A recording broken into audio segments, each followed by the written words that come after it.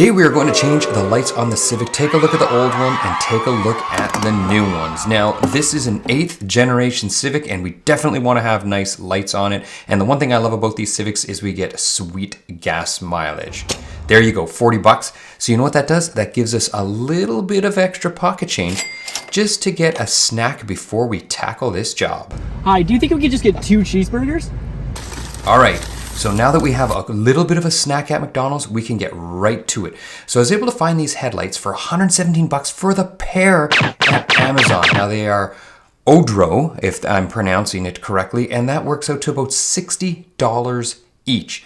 So I was very impressed with the price because OEM, don't let me start with OEM, but way too much money. So the packaging was absolutely phenomenal. They were really good except for the footprint that was on the top of the box, but it didn't seem to affect the lights at all. So they're very high quality. They are vented, which is great because that prevents moisture, and they are complete. And what I mean by they are complete is they have these great rubber seals on them, so you don't have to transfer over any of the other parts, which probably if your Civic is as old as mine, it failed. And they have these clips here for all the bolts because as you'll see when we're doing the install, the clips actually break off the lights. So once they get that old, they just get rusted and it's not that good. Anyway, here's a picture of the vent. And you're probably wondering, so what was my final opinion? Well, final opinion was they were great. But let's see how they install. That's the true test. Now here's a quick screenshot of the bolt numbers. You can freeze it if you want, bolt and clip numbers. And those are for the various clips and bolts throughout the process. If you break them, those are the Honda part numbers. So if anyone asks, hopefully you're watching the video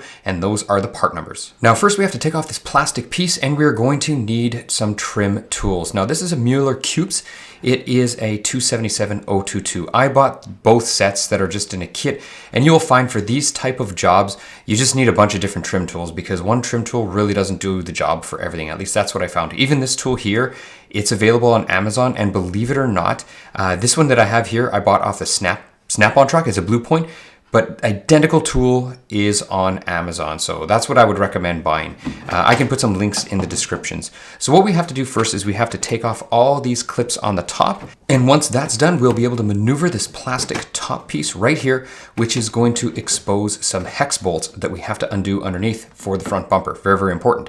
And as you can see here, there are the 5mm hex bolts. There is one on the driver's side and one on the passenger side, so we have to undo those. Once those are done, we can pan around to the bumper and you can see inside there is a Phillips bolt. You're going to take that off. Please remember to take that off. And then you just pull and it just pops out just like that. All right, now we have some clips along the bottom. It's just these ones right there, right there. That one's missing. That one's missing. That one's there, missing. And you can see another one missing. And then maybe at the end, I can see it right there. Now this one here, I'm going to zoom in. The other tool got it off, but these ones sometimes they get really, you can see it's like flat, and it's really, really difficult to get these out sometimes. And if you pull them out from the bottom flange, you sort of stretch the plastic and everything. So I do have this tool.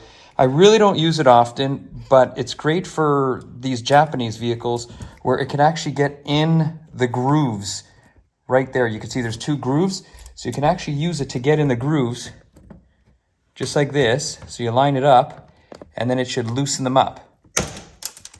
And there you go. You can see we loosened it up and we pulled it. And now we can get a wedge or something in under this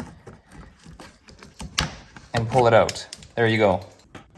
These clips here, they're not even matching what they were before. So like I found there is no one tool that really sort of does everything. You just got to look at what works best in the situation. Now, once all the bottom clips are out, there you go, you heard that.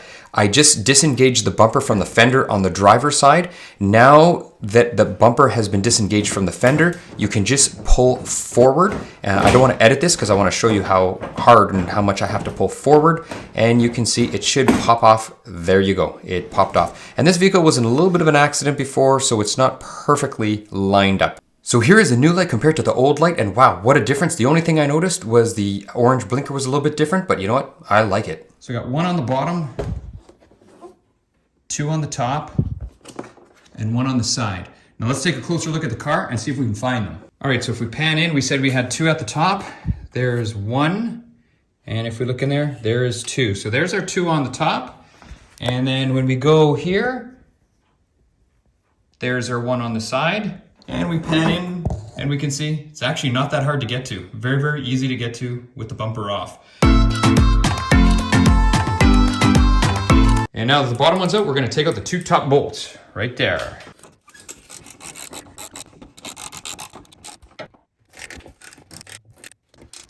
Yeah, it's spinning underneath. Perfect. And now that those are done, you can see we can't pull this away because we have to undo. There is the bolt now in the front, right there. So that's where the bolt's in the front. We're gonna back out. There's the headlights, and you can see it's hiding right there.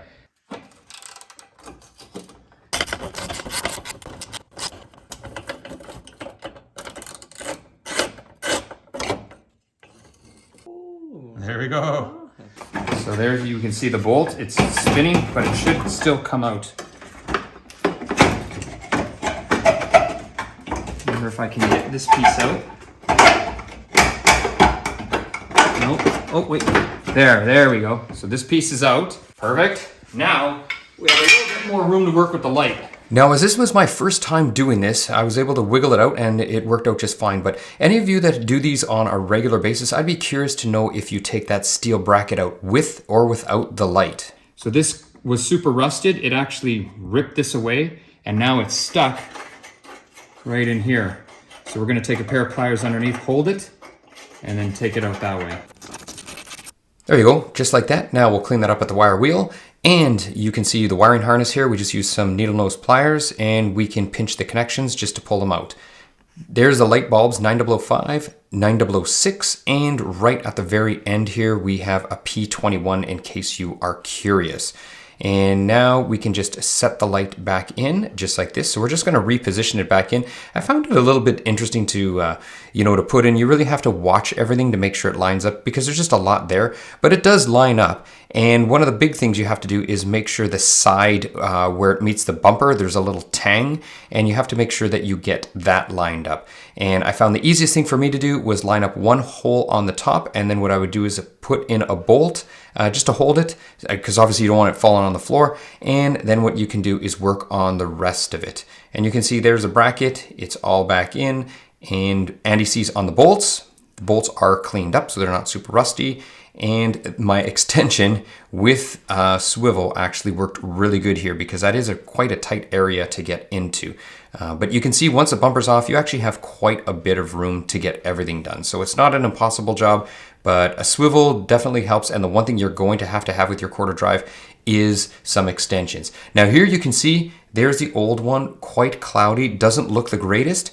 And here it looks super nice. And you know what? At night when I'm driving, it makes a huge difference. There you could go. There you go. You can see I turned down the lighting there and you can see how they look. So absolutely fantastic. So last but not least, it is time to put on the bumper. So if you have a helper or a friend that you can pay off for the weekend, it certainly helps. But if not, you can do it yourself. You can see here's these little tangs I'm sort of pointing to, and they have to go under the headlight there. And we're just going to slide the bumper right in here, just like so. I'm lucky I have a helper on the other side. But like I said, you can do it. If you position yourself in the middle and sort of wiggle around, you can do it, and the bumper will hang on its own weight. And then once it's on its own weight, you just push it in and then you will snap in these sides right here. But make sure you line it up good before you snap them in. Then you have the two 5mm Allen bolts. Then you're gonna pop the plastic cover on the top and put your plastic clips back in and replace any if they are too loose. Now here's a final shot of the front end that looks absolutely fantastic. I really like it. I'm very, very impressed. So what can I say? At least now I know when I'm driving this Honda Civic down the street, I am going to be driving in style. So that is it for the video. If you have any questions, comments, anything like that, please leave them below. That is it for now. Garage King over and out.